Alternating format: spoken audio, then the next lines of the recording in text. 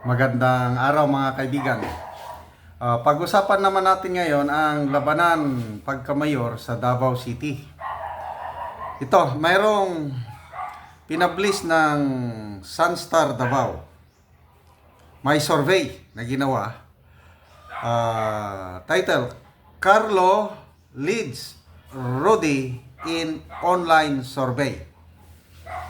Nangunguna daw si Carlo Nograles sa survey, talunan si PRRD. Okay, so basahin ko ha.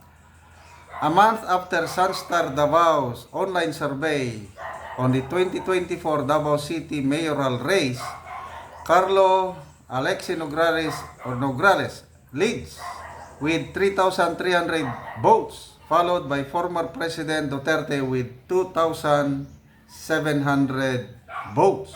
Okay, so itong Sunstar Davao naglunsad o nag-conduct ng online survey starting October 10. So up to November 14, yun pa lang ang resulta. 3,300 Nograles, 2,700 si Tatay Digong. Ang reaction ko dito is mahinang survey ito. Sobra 1 month na, sobra 6,000 lang ang nag-participate. Hindi siya credible.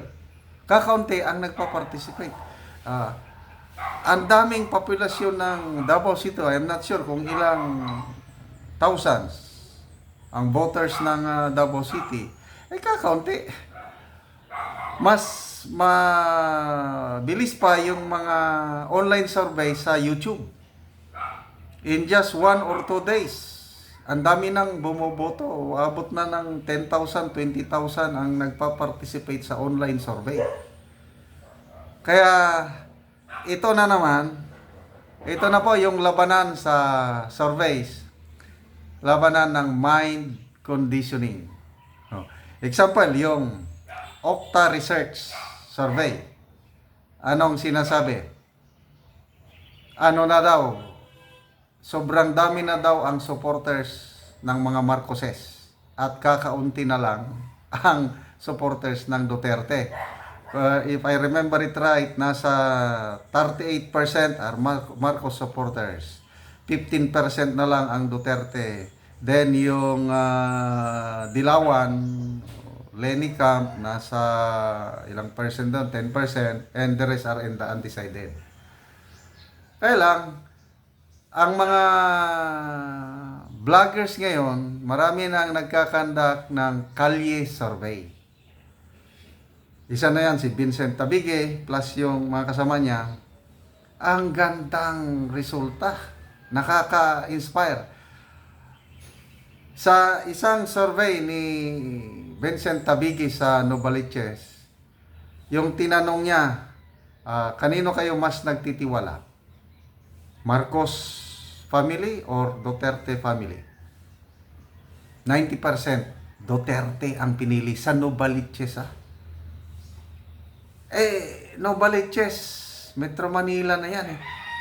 Bilib na bilib ang mga tao doon kay Pangulong Duterte. Davao pa kaya?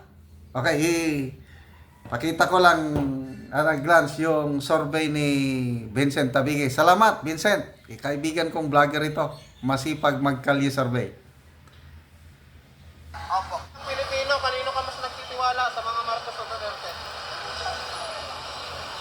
Duterte ako. Duterte? Bakit Duterte, sir? Maganda yung iniwan niyang ano eh. Yan, Novaliches ito. Legacy sa Pilipinas. Duterte, bakit Duterte, ma'am? Kasi tingnan mo nung siyang presidente, nawala yung mga sibong ang nangyari. Bumalik yung mga ano. Ayun mga kababayan, nandito po tayo ngayon sa Novaliches, no? Quezon City. At magkakalye survey po tayo. So ngayon, iba na naman yung tanong natin. Kung kanino ka mas nagtitiwala sa mga Marcos ba o mga Duterte. So umpisahan na po natin. Let's go. Wala nang nangyayari kay ano. Puro pasya lang. Saka parang wala Pasyal si Bongbong. Oo. Lalo naghihirap. Ang sabi niya, sabi ng papa niya, 15 ang bigas, nananalo. Ngayon, sabi niya, 25 ang bigas, nananalo. Asan na ngayon? Nanalo siya. Asan na? Kay Duterte pa rin kami. Duterte pa rin, marami nagawa. Correct. Thank you po, thank you. Salamat, ayan, apat na agad. Pwede magtanong. Sir, pwede survey. Kanino ka mas nagtitiwala sa mga Marcos o Duterte? Sana po, sa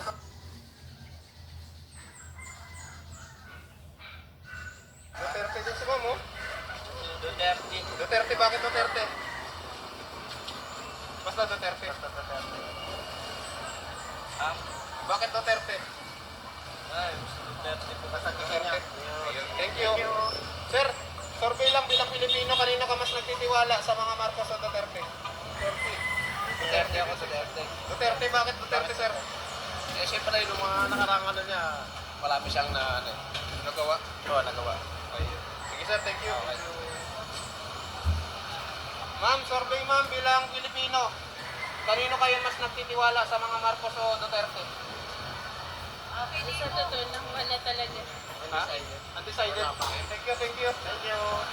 Sir, survey lang sir bilang Pilipino. Kanino ka mas nagtitiwala sa mga Marcos o Duterte? Duterte ako. Duterte. Bakit Duterte sir? Maganda yung iniwan niyang ano eh. Yung iniwan niyang legacy. Legacy sa Pilipinas. Sige sir, thank you sir. Try Tawid po tayo. kayo. Copyright. Tawid tayo. Doon kami po kay ma'am. Ma'am, Ma'am, pwede magtanong. survey lang bilang Pilipino. Kanino ka mas nagtiwala? Marcos o Duterte? Wala? Ma'am, okay lang ma'am, survey.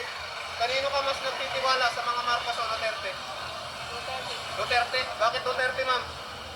Kasi maganda po yung patakaran niya. Patakaran ni Duterte. Sige po, thank you ma'am. Mabuhay po kayo. Nako, puro Duterte mga kababayan. Ano, sa bakery. Ay, si ma'am oh. Ma'am, okay lang ma'am, survey bilang Pilipino. Kanino ka mas nagtitiwala sa Marcos o Duterte? Wala? Pili ka lang, pili ka lang. Kanino ka nagtitiwala niyan? Sa mga Marcos o Duterte? Duterte? Ayun, thank you. Sir, okay lang survey. Ma'am, okay lang ma'am survey bilang Pilipino ma'am. Kanino kayo mas nagtitiwala sa mga Marcos o Duterte? Duterte, bakit Duterte ma'am? Matapang. Matapang. Matapang. Thank you. Sir, kayo sir, okay lang survey. Bilang Pilipino sir, kanino kayo mas nagtitiwala sa mga Marcos o Duterte? Sa mga Marcos. Oh, Marcos. Yan, meron ding isa. Marcos lang. Kayo sir. Kayo sir. Duterte. Bakit Duterte? Pati administration niya kasi. Nakaupo siya. Sige sir, thank you, thank you. Pangunahan. Maganda pa mamalakad. Sir, okay lang. Bilang Pilipino, kanino ka mas nagtitiwala sa mga Marcos o Duterte? Duterte. Bakit Duterte sir? Eh, yan ang gusto ko lang eh. Basta Duterte. Basta Duterte. Kayo ma'am, kanino kayo mas nagtitiwala? Duterte. Duterte din. Wow. Bakit Duterte ma'am? Ah, nakakatuwa. Basta maganda si Duterte. Thank you po, thank you. Daming Duterte. Ma'am, okay lang survey. Bilang Pilipino, kanino kayo mas nagtitiwala? Sa Marcos o Duterte? Duterte din sila. Oh. Hindi ka natin. Bakit po Duterte? Basta Duterte. Basta Duterte. Duterte, ayan. Kaya, Nay, kanino kayo mas nagtitiwala sa mga Marcos o Duterte? Duterte kasi hindi kanya niiwanan sa ano, Sa Eri. gaya nung pandemic. Hindi tayo iniwanan, di ba? Opo. Sige ma'am, thank you ma'am. Kaya Duterte. Dahil ma'am, kanino kayo mas nagtitiwala? Sa Marcos o Duterte? Survey lang yan, survey. Ayan o. Kanino magtitiwala? Marcos o Duterte? Duterte. Duterte, bakit Duterte ma'am? Grabe. Parang mas okay siya eh. Mas okay si Duterte. The best. Ayan. Thank you, thank you. Hey sir. Ikaw, sir. Kanino kayo mas Kanino nagtitiwala? ka mas nagtitiwala, sa Marcos o Duterte? Ano? Sa Agila. Sa Agila. Oo, Agila ng Davao. Agila, ganun din. Bakit sa Agila ng Davao? Basta Agila ng Davao. Agila ng Davao. Ayan, thank you, thank you. Kayo, ma'am.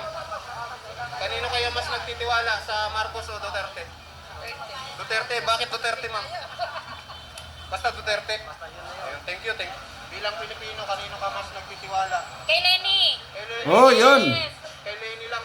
Kay Lenny lang. Walang mga, ito may ayuda, ito walang ayuda. Ayun. Oo. Kay Lenny baka, Lenny. ano na, libre lahat. Oo. Kasi sabi ni Marcos, mumura daw yung bigas. Naging mahal pala yung bigas. Yan, naningil. Kayo, ma'am. Sino pinagkakatiwalaan Lenny, nila? Lenny. Lenny, Lenny. Si Lenny. Mas marami pang boto ni Lenny kaysa kay Marcos. Pag tumakbo. Sir, survey lang. Kanino ka mas nagtitiwala, sa Duterte o Marcos? Duterte. Duterte. Bakit to Duterte? Marami kasing napalakad ng ang Duterte, marami ng platapormang napatupad. Si Marcos kasi parang salita lang, ayos lahat. Oh, Marcos, salita lang. Yan Novaliches na yan. Marami pang lugar na sinosurvey ni Vincent Tabigue and other vloggers sa Metro Manila. Landslide, overwhelming, Duterte pa rin ang gusto ng tao. Imposible sa Davao, lugar na nila. Kaya, wag po tayong basta-basta maniwala yung mga survey na ganyan dahil mind conditioning. Ang totoong survey, kalye survey talaga. So, mabuhay ang mga Duterte.